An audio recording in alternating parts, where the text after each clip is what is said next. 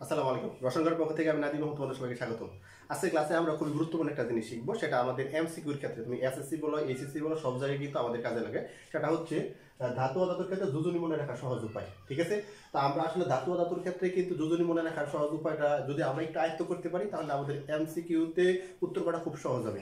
তাহলে আমরা এর আগে ক্লাসে কিন্তু ধাতু ও ধাতু চেনার উপায় তোমাদের সহজে শিখিয়েছিলাম। ঠিক আছে? তো আমরা আগে একটা সহ একটু আলোচনা করে দিব। ঠিক আছে? তাহলে প্রথমে চলো ধাতু ও ধাতুর ক্ষেত্রে যোজনী মনে রাখার সহজ উপায়। আমরা সাধারণত জানি ধাতু এবং অধাতু। হ্যাঁ, ধাতু এবং কি অধাতু। তাহলে তুমি আমরা সবাই ধাতু অধাতু কিভাবে চিনবো? আমরা সবাই ধাতু অধাতু কিভাবে চিনবো? ধাতু চেনার সহজ উপায় হচ্ছে নামের শেষে কি উচ্চারিত হয়? আম উচ্চারিত হয়। এটা আমাদের নিজেদের বানানোর নিয়ম। অধাতু চেনার সহজ নামের শেষে কি থাকে? দৈন্তান্ন থাকে। যেমন ফসফরাস, সালফার নামের শেষে দৈন্তান্ন নাই। ঠিক আছে? তারপরে কিন্তু এরা অধাতু। ঠিক আছে? আর নামের শেষে আম উচ্চারিত হয়, তার সাধারণত কি হয়? ধাতু। আর রসায়নের ভাষায় আমরা যদি বলি ইলেকট্রন বিন্যাস করার পরে সর্বশেষ কক্ষপথে ইলেকট্রন সংখ্যা যদি তোমার কয়টি হয়? একটি, দুইটি অথবা তিনটি হয়, তখন তারা ধাতু। ঠিক আছে? আর সর্বশেষ কক্ষপথে ইলেকট্রন সংখ্যা তোমার 5, 6 এবং 7 হয়, তারা তোমার কি অধাতু। আর যদি 4টা হয়, তখন তারা আমরা কি বলি? উপধাতু বা অপধাতু। ঠিক আছে? এগুলো আমরা আগেও পড়ছিলাম। তোমার কি ইলেকট্রন বিন্যাসের ক্ষেত্রে আমরা বিষয়গুলো একটু খুব সহজে দেখার চেষ্টা করব। দেখো, তাহলে প্রথমে ধাতুর ক্ষেত্রে আসো। তাহলে ধাতুর ক্ষেত্রে আমরা খুব সহজে কিভাবে মনে রাখবো?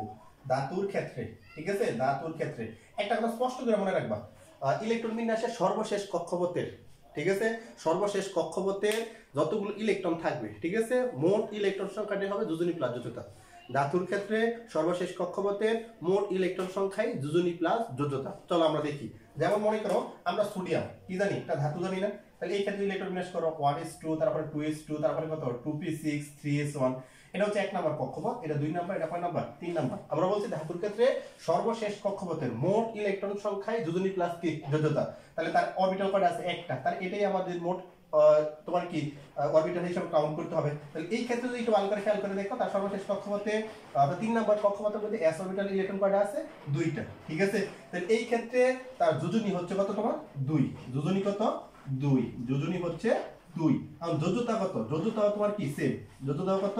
2। তাহলে আমরা কি মনে রাখবো? কোন ধাতুর ক্ষেত্রে সর্বশেষ কক্ষপথের মোট ইলেকট্রন সংখ্যাই যোজনী প্লাস কি যোজ্যতা। ঠিক আছে?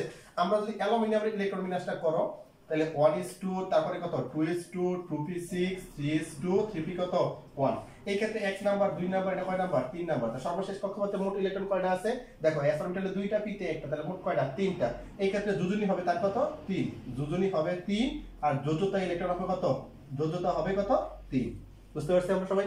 যদি আমরা এরকম ভাবে খুব সহজে মনে রাখতে, ধাতুর ক্ষেত্রে সর্বশেষ কক্ষপথে মোট ইলেকট্রন সংখ্যাই যোজনী প্লাস কি যোজ্যতা।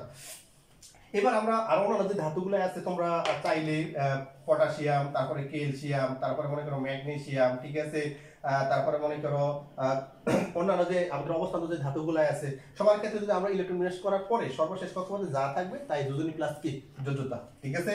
তো ধাতুর ক্ষেত্রে আমরা কি শিখলাম? যে ধাতুর ক্ষেত্রে সর্বশেষ কক্ষপথে মোট ইলেকট্রন সংখ্যায় যোজনী প্লাস কি যোজ্যতা। অধাতুর ক্ষেত্রে আসো। ধাতুর মতো অধাতুতে একটু পরিবর্তন আছে। হ্যাঁ, অধাতুর ক্ষেত্রে, তখন অধাতুর ক্ষেত্রে একটা অধাতু আমরা নিই ক্লোরিন।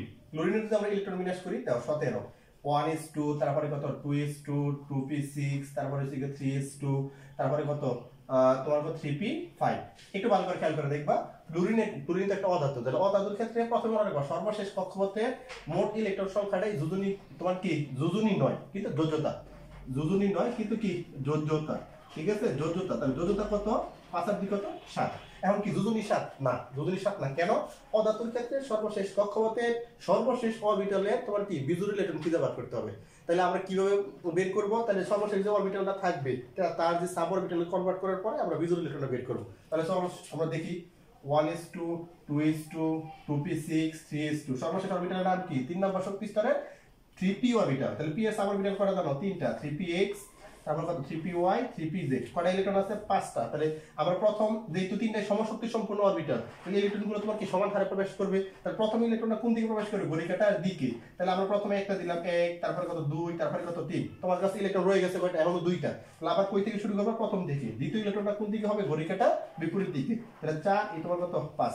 তোমার কাছে ইলেকট্রন আছে? নাই। তাহলে আমরা 3pz অরবিটালে চাইলে ইলেকট্রন দিতে পারবো না। এই ক্ষেত্রে দেখো তো তার 3pz অরবিটাল ইলেকট্রন কয়টা আছে? একটা।